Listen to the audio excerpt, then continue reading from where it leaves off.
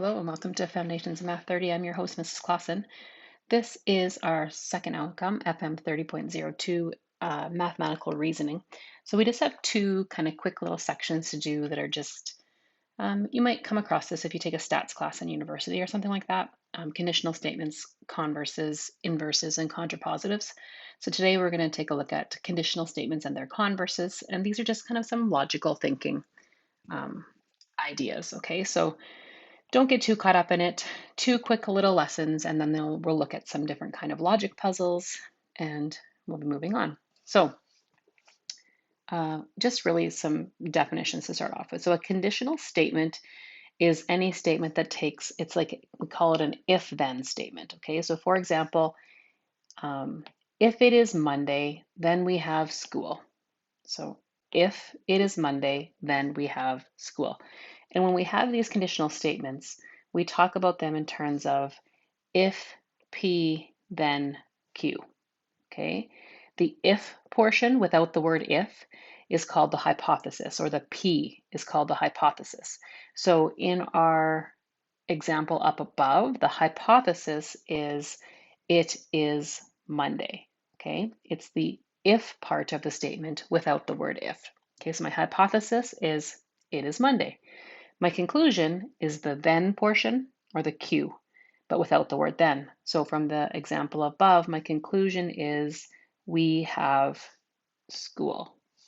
Okay, so the hypothesis is the P and the conclusion is the Q.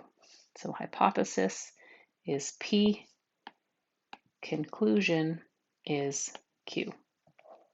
Okay, so if we want to determine if a conditional statement is true, we need to kind of examine all scenarios. And to be honest, I actually find it easier to determine if it's false first by finding a counterexample, but we'll talk about that in a second. We can use what we call a truth table. So I've given kind of two different graphics of the truth table here. So the one on the left, where P is my hypothesis, Q is my conclusion, and we talk about, well, if P is true and Q is true, then the if P then Q must be true, right? So if it is Monday and I am at school, then if it is Monday and I'm at school must be true. If that makes sense. If the P is false and the Q is false, true. Okay, we can go through this whole thing. So what I want you to notice here, though, is the only time that the conditional statement is false is this case down here, right? And so it's determined by, and like this only happens when the hypothesis is false, but the conclusion is false, but the hypothesis is true. So there's a conflict there. So we want to basically then say that we're going to assume the hypothesis is true and determine if the, oops, there's a typo here, determine if the conclusion is true or false. Okay, so this is kind of a more image or like short form here, or kind of more true. If the hypothesis is true and the conclusion is true, so we can kind of play the game, so the conditional statement will be true. If the hypothesis is true and the conclusion is false, the conditional statement is false. It says the same thing over here. Hypothesis is true, conclusion is false, conditional statement is false. Okay, we'll get into some more of these. Honestly, it's probably the easiest though to, like I said, try to prove the conditional statement false. So we do that because all we have to do is find one counterexample. Okay, so if we can find one counterexample, one example that is not true for the scenario that we're talking about, then we can prove that the conditional statement is false. Okay, you only need one. That's it. If you can't think of a conditional or a counterexample, something to prove that it's false, then you need to go to the truth table to determine if it is true. Okay, so conditional statement is if P, then Q. The converse of the conditional statement is when the hypothesis and the conclusion are switched. Okay, so essentially it's then you're going to say if Q, then P. Okay, so if my original statement was if it is Monday, then we have school, the converse is if we have school, then it is Monday. And in logic, this idea that if you can go both directions, so if you can prove the conditional statement and its converse both true, then we have a biconditional statement, which is something that goes both ways. And we write it as P if and only if Q. Okay, so here's an example of a biconditional statement that says, if a number is even, then it is divisible by 2. That is a true statement, right? It's an if-then statement. If a number is even, then it's divisible by 2. If we swap that and say the converse, we would say if a number is divisible by 2, then it is even. That is also true. So then we can use a biconditional statement, and we can say a number is even if and only if it is divisible by 2. Okay, so kind of heavy on language. Don't get too wrapped up in it. We'll do some examples and you'll see that it's not that difficult. Okay, so here are some examples for us to look at. So if I have the conditional statement, if you live in Estevan, then you live in Saskatchewan. Okay, so we are going to, instead of having us write this out, we're going to circle the hypothesis, and we're going to underline the conclusion. Okay, so we're going to circle the hypothesis and we're going to underline the conclusion. Okay, so remember the hypothesis is the if half of the statement without the word if. So my hypothesis is you live in Estevan. Okay, and then my conclusion is the then portion without the word then. So you live in Saskatchewan. So we want to know, is the conditional statement true? And if it's false, we have to provide a counterexample. So we want to know, so like I said, sometimes it's easier to think of the counterexample. So if you live in Estevan, do you live in Saskatchewan? So do you know anybody who lives in Estevan who doesn't live in Saskatchewan? No, you don't, because Estevan is a piece of Saskatchewan, right? So the conditional statement is in fact true. The converse is when we're going to switch the if and the then, right? So the converse is going to become, if you live in Saskatchewan, then you live in Estevan. Okay, that's the converse. So now we want to know, is that true, right?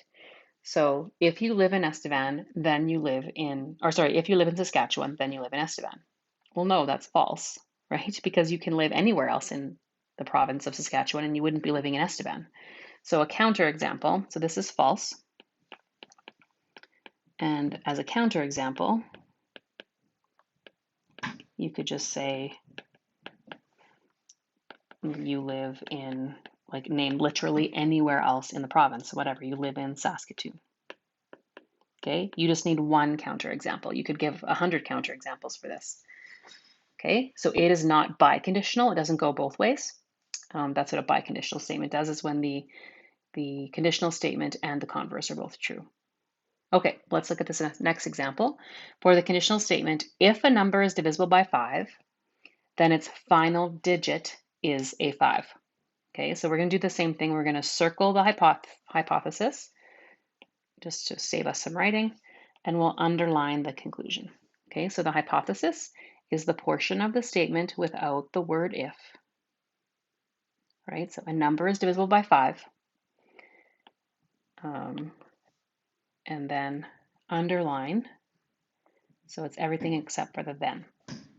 Its final digit is a 5. Is this true?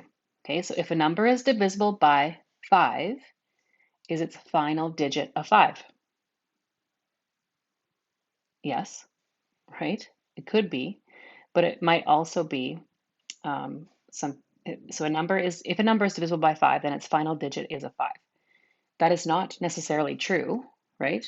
So it's false, because we know that if something is divisible by 5, it might also end in a 0, right? So I could say that you have to give me an example of something that does not end in 5 that is divisible by 5. So you could say 50 is divisible by 5. Right, the converse. So the converse would say then, if a number has a final digit of 5, then it is divisible by 5. Okay, so we're going to assume the first thing is true. The number has a final digit of 5. So the numbers like 15, 25, 75. Is it true that it's divisible by 5? Yes. Okay, so the converse is true. Okay, but it's not biconditional because the original statement was false. It has to go both directions. Write each statement as a conditional statement. If the conditional statement and its converse are both true, write the biconditional statement. Okay, so we'll write the conditional statement first. So a square has 4 right angles. So you could say, if a figure is a square, then it has 4 right angles. Okay, so if a figure is a square, so we're going to assume that that's true. I have a square. Then is it also true that it has 4 right angles? Well, yes, that is true. Okay, so the conditional statement is true. The converse, so we flip that. So I would say if a figure has 4 right angles, then it is a square. Okay, so again, if we're kind of referring back to our truth table, we're going to assume the hypothesis is true. The figure has 4 right angles. Okay, so we're going to assume that I have something sitting in front of me that has 4 right angles in it. Is it also true that it's a square? Okay, so is it true that it's a square, or can you think of something else that would have 4 right angles that's not a square? Okay, this is false because we might have a rectangle. Okay, so this is a counterexample.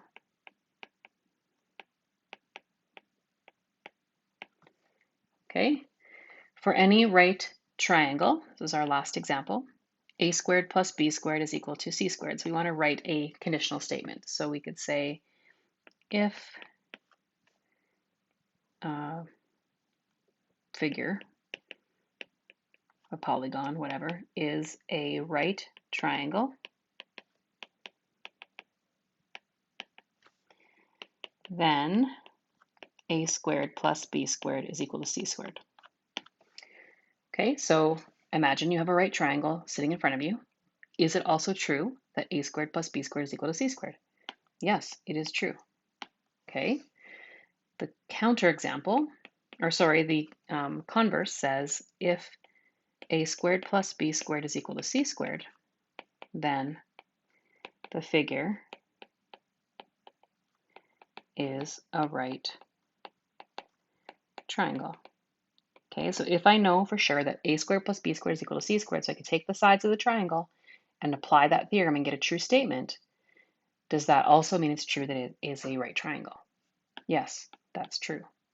So because this one goes in both directions, this is an example of a biconditional statement. Okay, so the biconditional statement means that I can take my original statement, if P then Q, and I can say if P, or like P, if and only if Q, right? So you can say a figure is a right triangle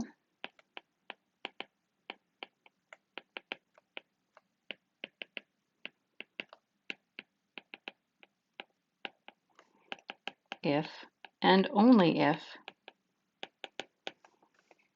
a squared plus b squared equals c squared. Okay, so remember that the biconditional, if you go back in your notes, it says a biconditional statement, and when both of them are true, when it goes both directions, you can say P if and only if Q. Okay, so it's just a lot of words. Like I said, it's really not, it's trying not to get too wrapped up in it. It's just like, look at the hypothesis, look at the conclusion. If they're both true, it's true. If they're both false, it's false. If there is a conflict where the hypothesis is false, but the statement is true, then it is a false statement. And you find just a counterexample. So there are several examples for you to walk through and practice making these statements.